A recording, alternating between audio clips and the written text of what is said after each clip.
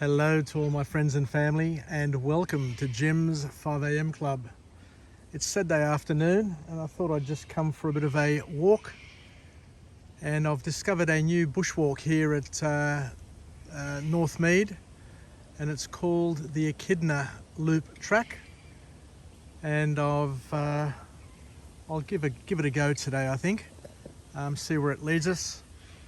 So we'll do a walk and talk as we normally do. I've done 4 vlogs today already.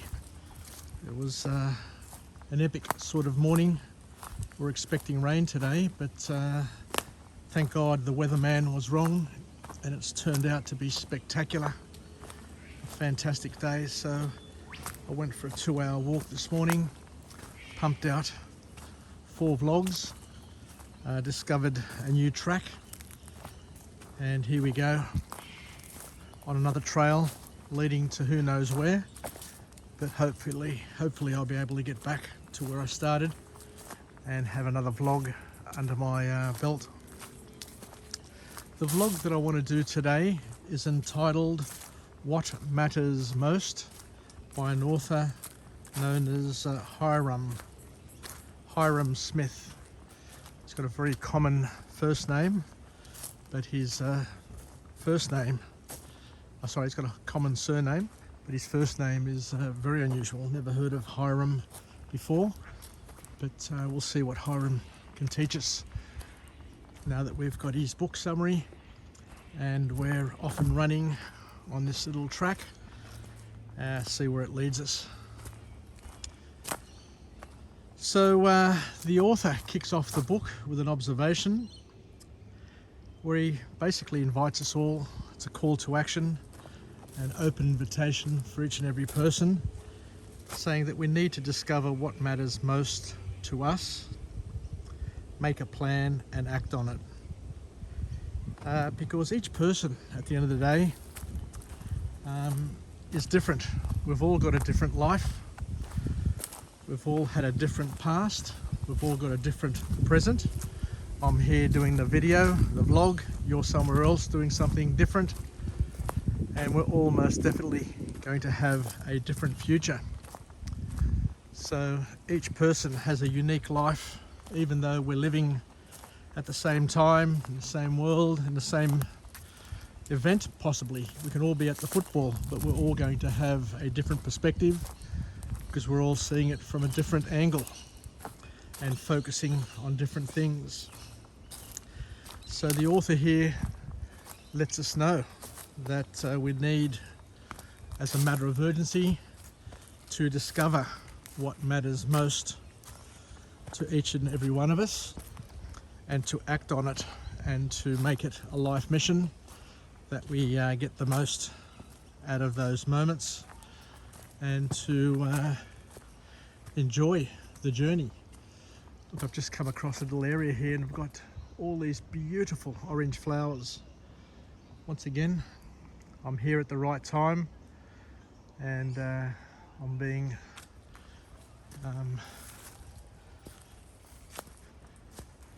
overwhelmed by the lovely orange flowers. They're so beautiful. And it's amazing how the trail just dramatically changed. It's got lush and green, little moist through this area here, and you can see how it's really taken off. So the author then goes on to say that it's important that our actions and our values are aligned in order to live a fulfilled life.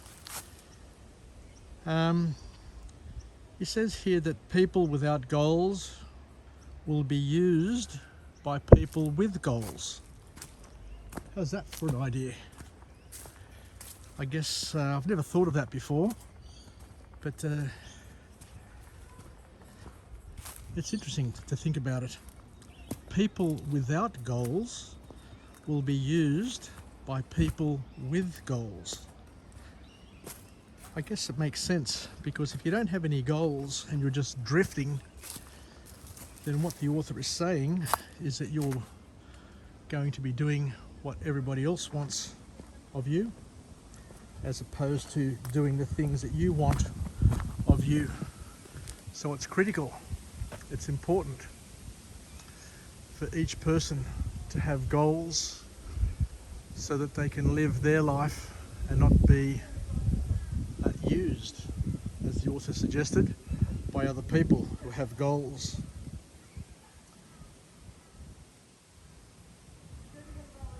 And the author then goes on to say something a little bit more profound, where he says that the healing of a nation, the healing of a community, the healing of a family happens one person at a time.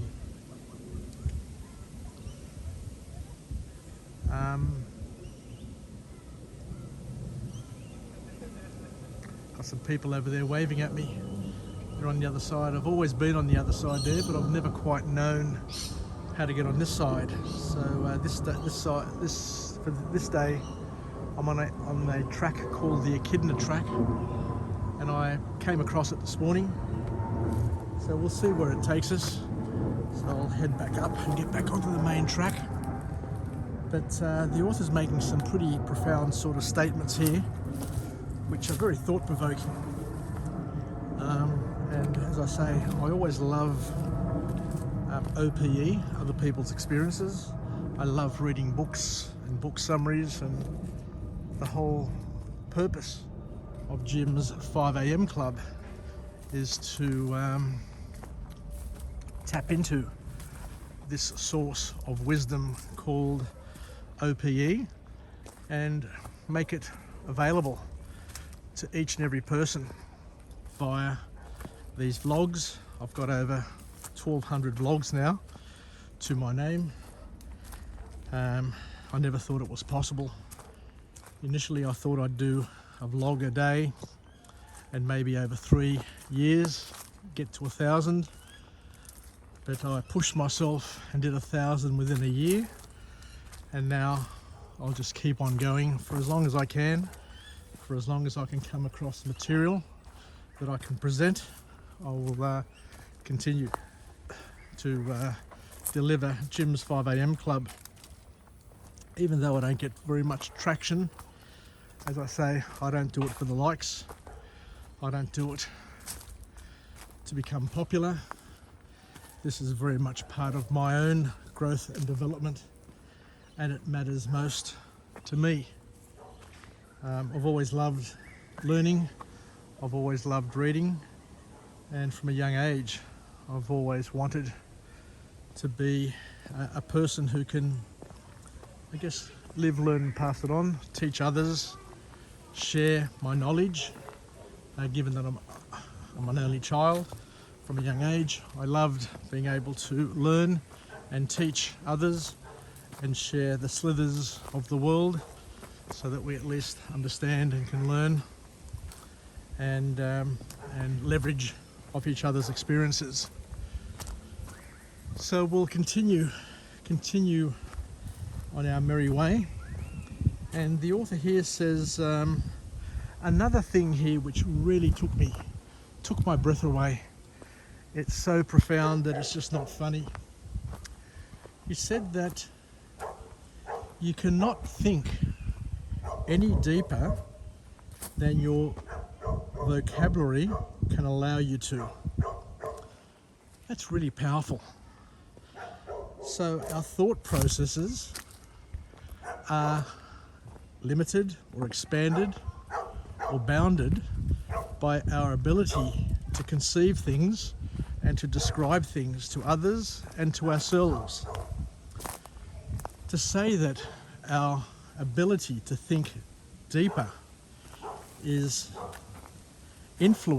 heavily influenced by our vocabulary,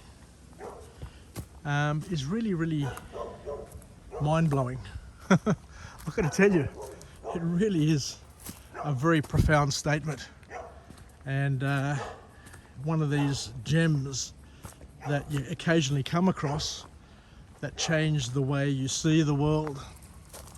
So what does it mean? It means that if you want to have a richer appreciation of the world around you.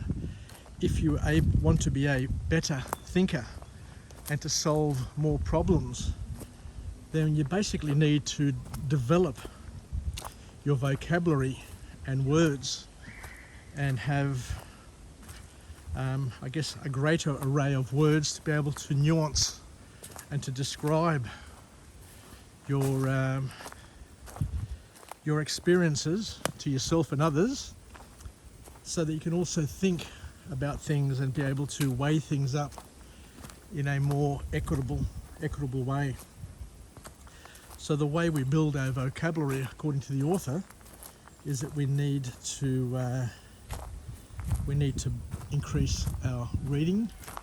We need to read more, and as we said before, the reason why we need OPE and to read books and to learn from others is that we all get a limited view of the world, because we can only live one life.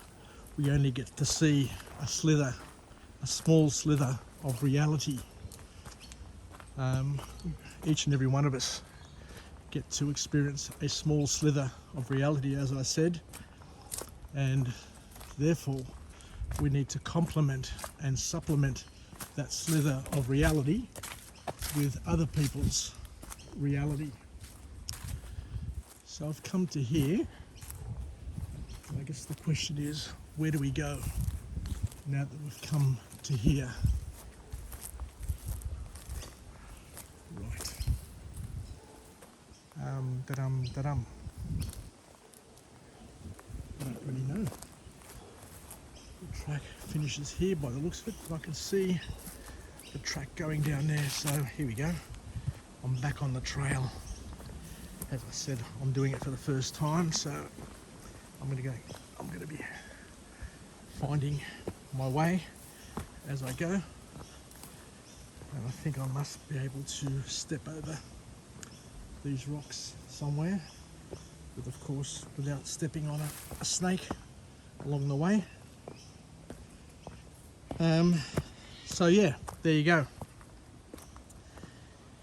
So we need to read, and we need to gain perspectives from other people, because we really don't have enough time in our own lives to live and to get the full spectrum of what life has to offer. The next point that the author makes is a beauty. If you want to do what matters most to you, then what we need to do, what we all need to do, according to the author, is to conquer the tyranny of the urgent. We get distracted all the time by things which appear urgent. The phone calls, the messages, come left, right and centre. We're getting bombarded with urgent requests from other people, which is urgent for them, and it may not be urgent for us.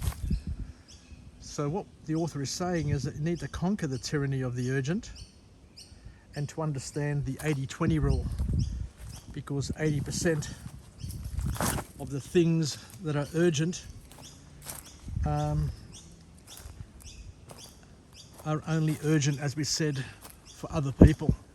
They're not going to make up the 20% of things that are important to you. So we need to somehow, in a nice, in a respectful way, to put a choker on all of those distractions from other people. And here's another lovely little cave. This whole area here has caves that in yesteryear may have been a place where Indigenous Australians could have sheltered in bad weather or out of the sun. Who knows? If only these caves could talk, if only these tracks could have a story to tell us. But I guess we can probably think and make up our own stories along the way. So the author here is saying once again that we need to do the things that are important to us, And that means that we need to learn how to say no to other people. And it's important, according to this author, to remove any confusion from our own choices. We need to only do and focus on, given that we've got limited time, we need to focus on the things that get us to our purpose, that are aligned to our purpose, aligned to our mission, and to focus our attention on our time. The author here says that we need to have time to do the things that are important to us and don't value other people's time more than our time. Now, it takes a number of years for people to grow up and to realise that if they keep on saying yes, if they're a people pleaser for everybody else and keep on doing things for everybody else, then they're not going to be able to do the things that are important to themselves, like do their homework, get the education they need, do the exercise they need to be healthy, to eat the foods that are going to help them achieve the health levels that they need in order to live a healthy life. So you need to be a little bit selfish in order to be very, very generous. I remember years ago hearing a saying where the author said that the enemy of the great is the good. You know, there are people who will never be great at everything because they always want to be good. They always want to be good with their parents, with their family, with their work peers. But there is a time, and I don't know what that time is, but each and every person has to decide themselves what it is. But there is a time where you need to be a little bit of a little bit hard-nosed and to be able to say no to people in order to get the things that are important to you ticked off and done so that you can progress along the path that you've set for yourself.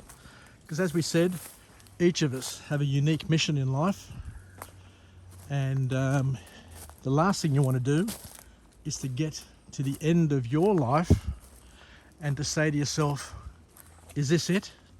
Is this all life is all about? Because you spent your time doing all the things to help others express their goals, and you've missed out on yours. So the author goes on to say that one of the key exercises that we all need to do is we need to first identify our own governing values and guiding principles and understand what makes us tick and what makes us function. And your guiding principles aren't necessarily going to be the same as all of those around you.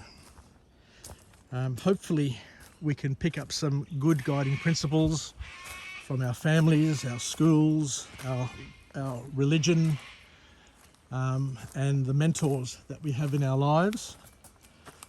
But sometimes those people, as we said, because they've got different lives, they may have different guiding principles, and we need to identify the things that make us tick as opposed to things that make others tick.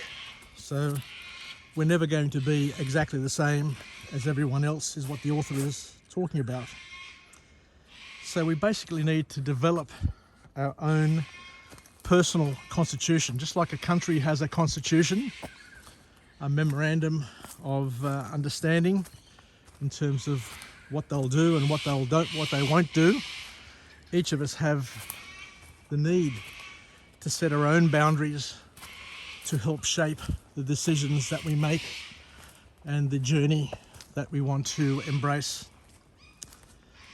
The roles that we have in life, according to the author, are inherited in many ways from other people.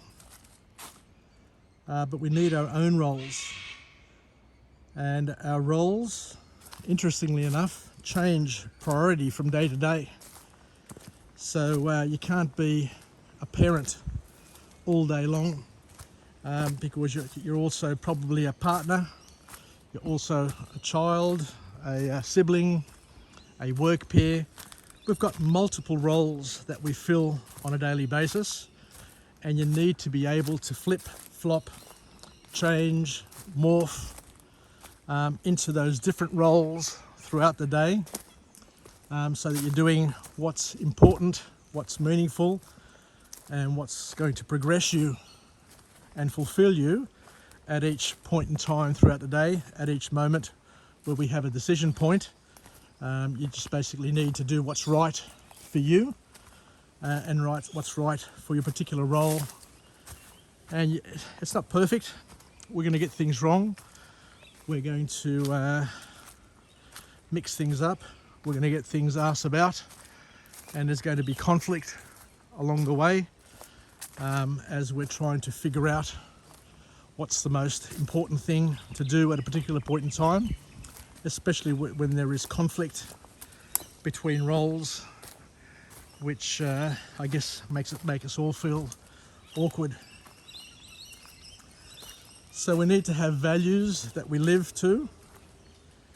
Otherwise we'll live in chaos. If you don't have boundaries, if you don't have a mission, if you don't have things which guide our decisions, we don't have a path to go along or a path that we're making, then we'll be drifting, and as we said before, living with utter chaos and causing grief to ourselves and others around us.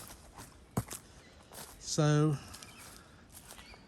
we need to spend time assessing and reassessing and shaping our governing values in order for us to be and to express the real you, or the real us.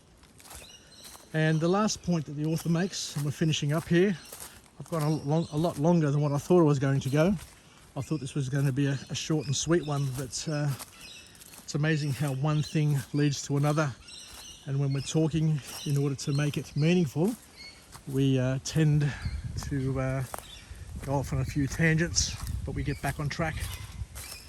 So the importance of congruence. And congruence is where our values and our actions are aligned.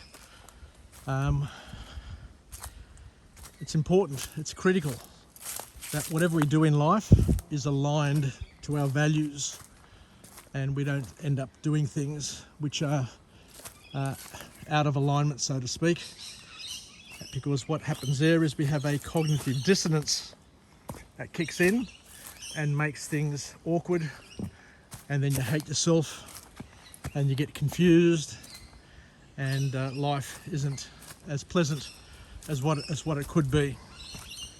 So if you want to live carefree, if you want to live a life which is fulfilling to you, then it's important to establish and affirm a constitution that makes sense to you, and to live by that constitution, and of course occasionally to question it and to change it in ways that make sense and can empower you.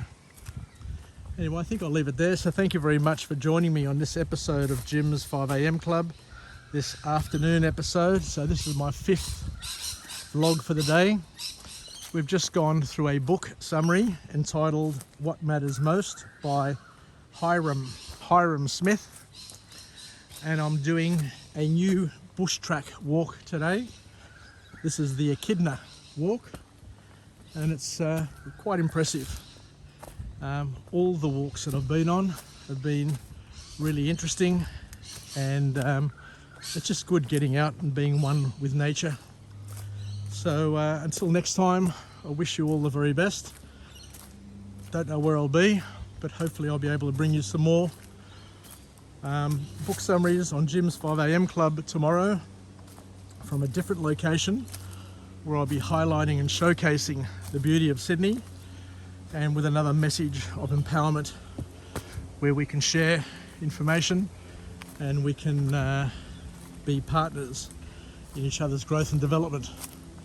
Yassas, take care, and bye for now.